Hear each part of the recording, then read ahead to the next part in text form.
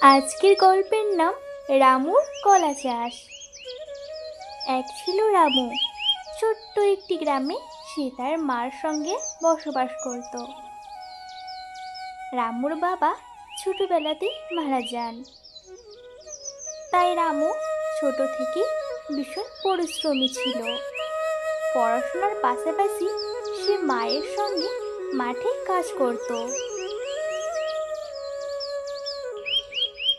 একদিন গ্রামের হাটে সে দেখল একজন কলা চাষি অনেক কলা বিক্রি করছে, আর মানুষ তা কিনে নিচ্ছে আনন্দের সাথে। রামু ভাবল, আমি যদি কলা চাষ করি তাহলে আমিও টাকা রোজগার করতে পারবো। সে তার মাকে বলল, মা, আমি কলা চাষ করতে চাই। আমাদের পিছনে যে জমিটুকু খালি পড়ে আছে সেখানেই করব। মা হেসে বললেন, ঠিক আছে বাবা, তবে মন দিয়ে করতে হবে। রামু বাজার থেকে ভালো জাতের কলার চারা কিনে আনলো। জমি ভালো করে প্রস্তুত করলো, মাটি খুঁড়ে সার মিশিয়ে আগাছা তুলে দিল। এরপর সে যত্ন করে কলার চারা রোপণ করলো। প্রতিদিন সকালে উঠে সে গাছে জল দিত, গাছের পোকামাকড় দেখত, প্রয়োজনে ওষুধ দিত। কয়েক মাস পর গাছগুলো বড় হলো, আর একদিন দেখা গেল সব গাছে বড় বড় কাঁচা কলা ধরেছে। গ্রামের মানুষ এসে বলল, রামুর গাছে দারুণ কলা হয়েছে। আরও কিছুদিন পর সেই কলাগুলো পাকতে শুরু করলো। রামু সেগুলো কেটে হাটে নিয়ে গেল। সবাই তার কলা কিনে ফেললো। রামুর মুখে তখন এক গর্বিত হাসি। সে টাকা দিয়ে তার মায়ের জন্য একটা নতুন শাড়ি কিনে নিয়ে আসলো, আর নিজের জন্য কিছু বই।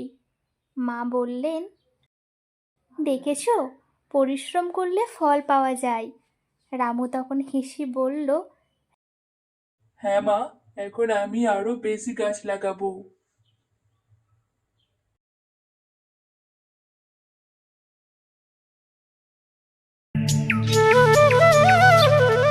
অনেক দূরের চন্দ্রপুর রাজ্যে বাস করত এক সাহসী ও দয়ালু রাজকুমার।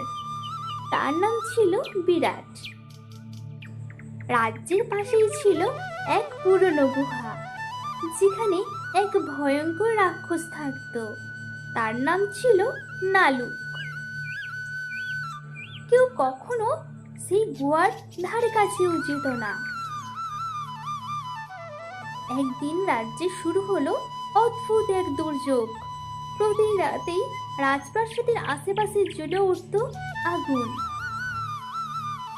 কেউ বুঝতে পারছিল না কেন এমনটা হচ্ছে।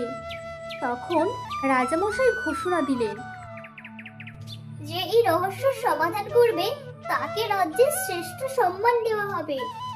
রাজকুমার বিরাট সাহস করে বেরিয়ে পড়ল সেই গুহার দিকে।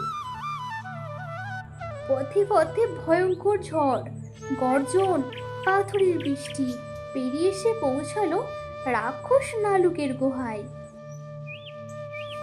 কিন্তু ভিতরে যা দেখলো তা দেখে সে একেবারে থমকে গেল। রাক্ষস নালুক বসে আছে, চোখ দুটো থেকে বের হচ্ছে আগুন। সে কাঁপা কণ্ঠে বলল, এই আগুন আমি চাই না। আমাকে এক জাদুকর অভিশাপ দিয়েছে। যদি কেউ আমার হৃদয়ের কথা শোনে ও ক্ষমা করে, তাহলেই আমি মুক্ত হব। রাজকুমার বিরাট বলল, আমি তোমার কথা শুনতে এসেছি, কারণ ভয় নয়, ভালোবাসা দিয়ে অভিশাপ ভাঙা যায়। নালুক ধীরে ধীরে কাঁদতে লাগলো। তার চোখ থেকে আগুন নিভে এলো, আর সেই মুহূর্তে পুরো গুহা এক ঝলক আলোয় ভরে উঠল। অভিশাপ ভাঙল। নালুক হয়ে গেল এক বৃদ্ধ সাধু। সে বিরাটকে আশীর্বাদ দিয়ে বলল,